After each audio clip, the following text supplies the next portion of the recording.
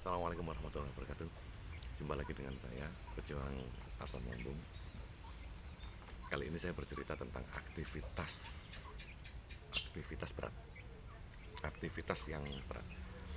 Karena memang berbulan-bulan ini sakit ya, jadi sedikit sekali pemasukan. Sedangkan anak saya 4, ada yang mondok 1, yang 3 sekolah. Dan ini sudah mulai waktunya bayar-bayar setelah ujian, waktunya bayar-bayar dan lain-lain, apalagi anak-anak sudah meminta untuk jalan-jalan dan lain, akhirnya harus cari harus cari rezeki. Kebetulan ada job, ada pekerjaan, ditawari pekerjaan untuk mencarikan kendaraan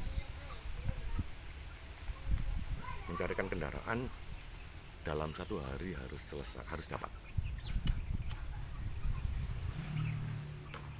Akhirnya saya terima. Saya pergi nyetir mobil, nyetirnya sendiri, berkendara 300 kilometeran, 300-350 kilometer. Ya, mobil yang saya kendarai itu mobil saudara saya. Konsumsi bahan bakarnya sekitar 1:10, habis 35 liter. Artinya saya berkendara 350 kilometer. Saya nyetir sendiri.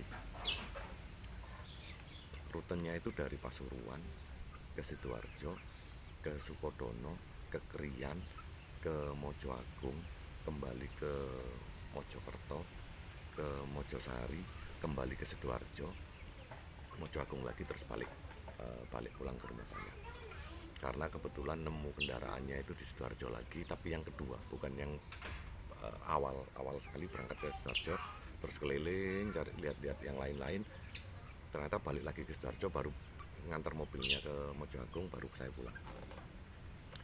Itu dari start dari jam 10 pagi sampai jam 9 pagi saya start, sampai jam 10 malam saya baru nyampe rumah saya. Saya setir sendiri mobilnya.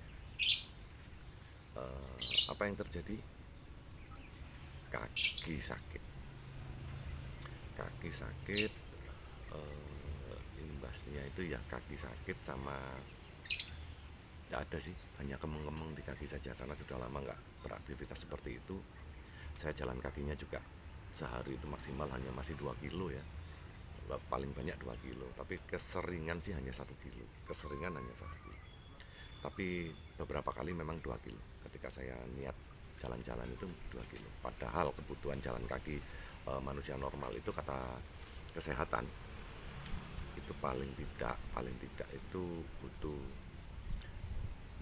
6.000 langkah kalau nggak salah ya. 6.000 langkah itu sekitar 4 atau 5 kilo, 6.000 langkah kaki. Sedangkan saya hanya 1-2 kilo per harinya. Akhirnya ketika beraktivitas lagi, setelah lama tidak beraktivitas seperti itu, ternyata ya itu tadi imbasnya. Kaki ini agak kemeng-kemeng. Masalah tidak, jadi takut sedikit karena kurang tidur juga ya. Makanya juga di jalan agak-agak ada telat-telatnya. Jadi ada sedikit kecemasan di tengah perjalanan itu, sedikit kecemasan. Tapi ketika saya kasih makan, terus saya minumin remak dulu, sampai cari warung. Begitu nemu warung, saya makan. Karena saya antusias, saya kepingin cepat-cepat dapat itu kendaraan, segera saya kasihkan dan saya dapat reward yang sepadan. Karena menggiurkan ininya, rewardnya itu menggiurkan. Makanya saya ambil kerjaan ini, pas butuh-butuhnya saya ambil. Wah, lumayan itu, bisa bayar sekolah dan lain-lain. Begitu sampai, ya itu tadi yang saya rasakan hanya kaki ya, keluhannya itu di kaki. Mungkin peredaran darah kurang lancar, jalannya kurang banyak. Akhirnya paginya saya coba untuk jalan lagi. Tidak saya pijit, hanya saya kasih counterpain kalau nggak salah waktu itu. pereda nyeri itu. Saya nggak minum obat. Saya jalan-jalan. Ini hari ketiga, saya lihat kaki saya sudah membaik, sudah tidak ada sakit-sakit yang berarti sampai sakit nggak bisa tidur, itu nggak ada. Sudah nyaman sekali, enak. Artinya saya mengambil kesimpulan bahwasanya meskipun sampean sakit mental, jika kebutuhan anxiety itu ya, jika kebutuhan nutrisi tubuh sampean itu tercukupi, jika sampean lakukan dengan senang, meskipun mana ada ya kerja dengan senang betul itu enggak, pasti ada tertekannya. Jika sampean bisa memanage pikiran sampean bisa bisa mencukupi nutrisi tubuh sampean, baik-baik saja. Ternyata baik-baik saja. Ya, menyenangkan. Jika ada job seperti itu lagi, saya iakan sekarang. Karena sudah lama sekali saya tidak mengambil kerjaan-kerjaan seperti itu. Hari ini ketika setelah melakukan hal itu lagi, akhirnya jadi kebiasaan lagi, jadi ada rasa kangen untuk melakukan giat yang seperti dulu lagi. Wah, ini duitnya lumayan, kerjaannya juga paling cuman kaki kemeng. Akhirnya berharap ada pekerjaan seperti itu lagi. Ya, ini sudah mulai seneng menerima pekerjaan saya. Mulai, karena saya itu setelah 5 tahun yang lalu sudah berhenti bekerja, ikut orang itu. Saya pekerjaannya itu di bidang jasa, penjualan kendaraan, motor atau mobil, bisa jasa titip untuk iklan, atau orang yang minta dicarikan kendaraan itu biasanya ke saya. Dari dulu sampai sekarang memang seperti itu. Dan 4 bulan itu saya tidak melakukan hal itu. Baru kemarin itu saya kerja lagi. Dan alhamdulillah saya bisa menghadapi. Tentunya jika saya bisa menghadapi, sampean juga bisa melakukan hal itu juga. Aktivitas sampean yang sebelum sampean sakit, sampean lakukan kembali dengan belajar pelan-pelan, insya Allah sampean juga bisa.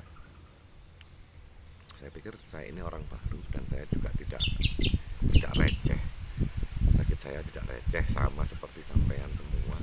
Ketika takut ya takut banget, jangankan takut apa, angin kayak gini aja sudah takutnya, aduh minta ampun.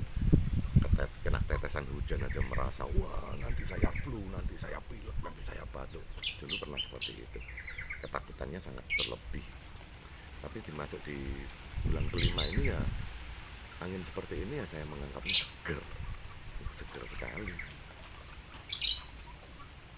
Sudah bisa minum kopi, sudah bisa beraktivitas banyak, belajar mulai melakukan rutinitas seperti orang sehat. Jadi kesimpulannya, sampean harus melawan ketakutan sampean, ketidakyakinan sampean tentang melakukan sesuatu. Sampean harus berani untuk mencoba melakukan hal-hal yang pernah sampean lakukan dulu, karena sebenarnya sampean tidak apa-apa, sampean hanya konslet saja sedikit di pikiran, dan itu harus disembuhkan. Cara penyembuhannya adalah kita melakukan rutinitas yang sama seperti dulu lagi, pelan-pelan kita jalani. Nah,